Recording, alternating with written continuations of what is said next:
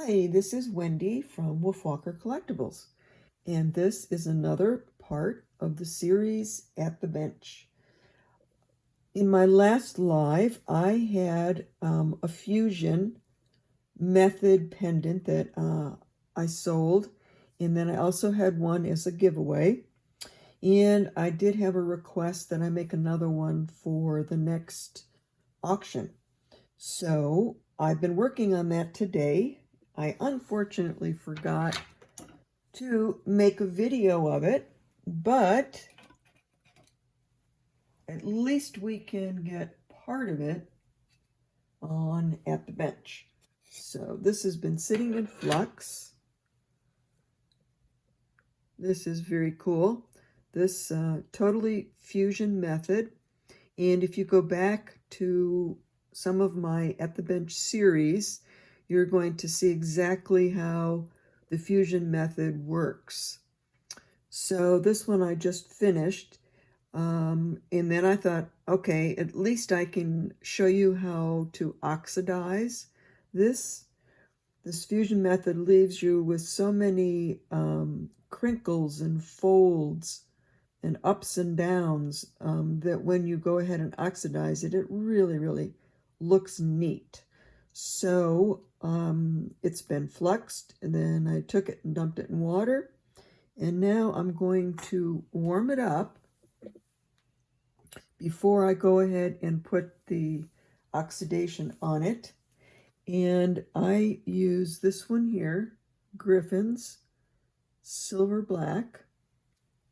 You can get it at Rio Grande or probably any jewelry supply store. So I'm going to heat this. You do not have to get it hot. I'm just warming it. And that really helps the silver oxidizer just move faster. And I'm getting a lot of that water off. I'm sure there's different methods of putting oxidation on the metal. I like to use just a metal pick.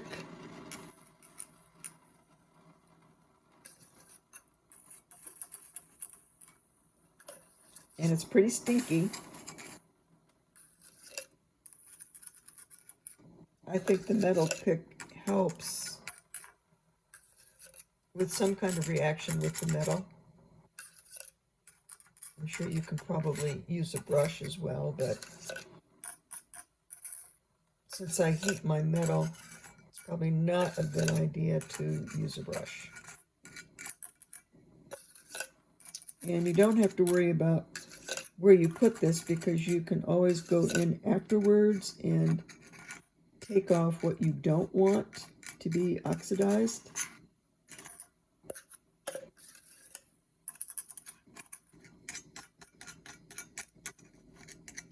Okay.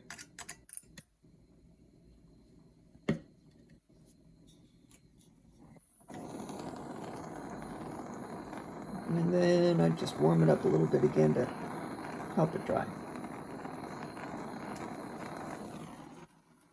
So I'm going to set this off to the side and let this dry. While this is drying, I need a bunch of little raindrops for one of my projects. So again, I take some scrap and I'm just cutting these pieces up. They're similar in size. They don't have to be exact. And when I do this, I tend to make more than I need. I can just save these for later. Probably just depends on if you're trying to use raindrops that are all the same size or a variety of sizes. This is fun to do. It takes absolutely no talent whatsoever. So now I'm just going to go in and just heat these up. And they're just going to roll up into little balls.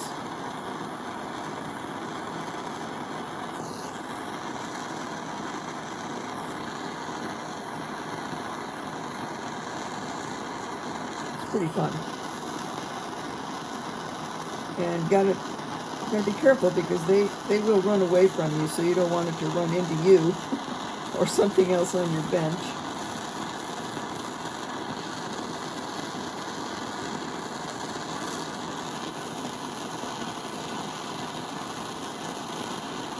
So there we go. I've got them all different sizes. And I'm going to put all of these in the flux.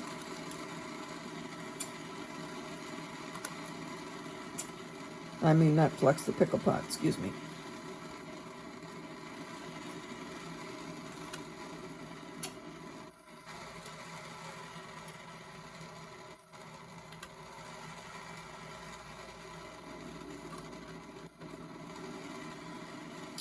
And then sometimes I use these in the fusion. Sometimes I just use them with solder. So like this is one I've been working on. This is just the bezel, which I soldered onto the plate. I still have to make the ring shank for this. And this is another one. This white buffalo I cut a few weeks ago. And this is the bezel. Making sure that it fits, and it fits good. So I'm not quite sure if I'm going to make this into a ring or some kind of a pendant. I'm not sure yet. Okay, I'm going to pause you just for a moment and then take you over to the bench where I'm going to show you how I'm going to finish up this piece here. Okay, we'll be right back. Okay, we are back. We're over by the bench. So you can see this got nice and black in the oxidation. So I'm going to take this steel brush and I'm going to get this oxidation off in the places I want to get it off.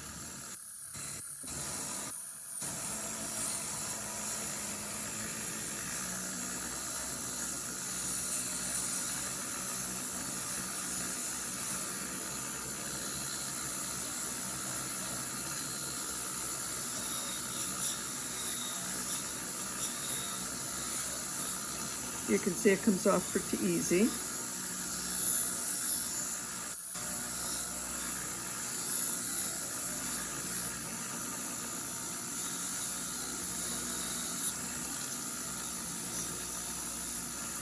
I want to leave that area that looks like Swiss cheese dark on the inside, so I'm not going to go near that.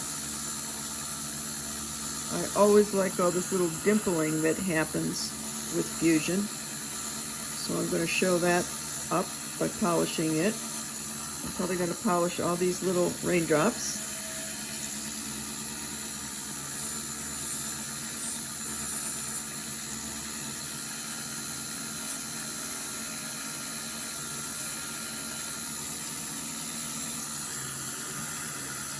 I'm going to go into the back.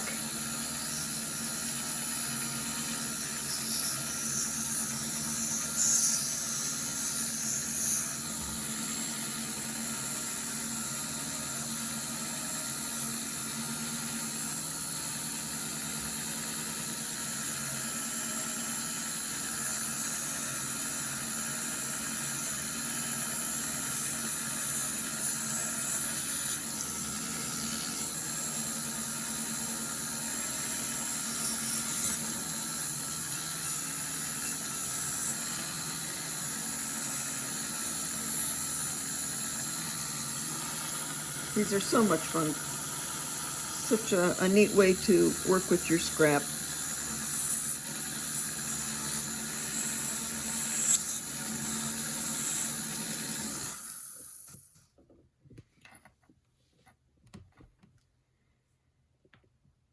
And then I'm going to go in with my ZAM and polish some of the high areas so that it has even more definition.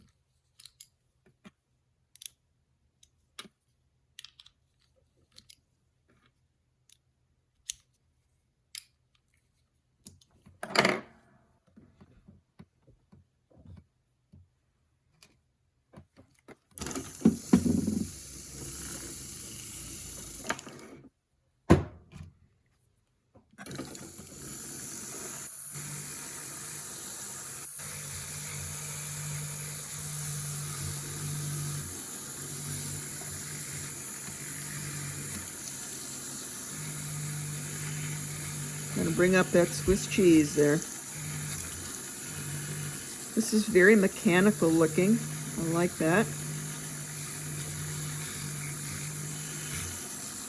And when I get done polishing it and I feel happy with where the oxidation has remained, then I'm going to go back in, well, I'll show you. I'm going to go back in with a pumice wheel and go around all of these edges and make sure that there's nothing really sharp left.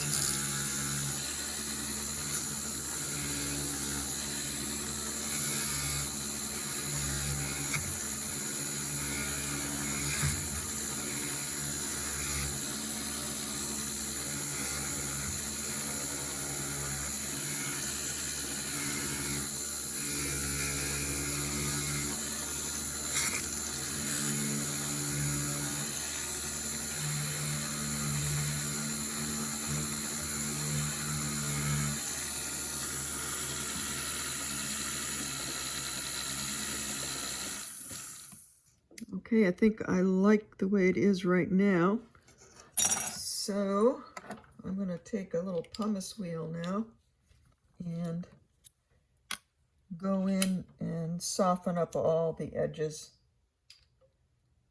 so that there's nothing there for anybody to get scraped up.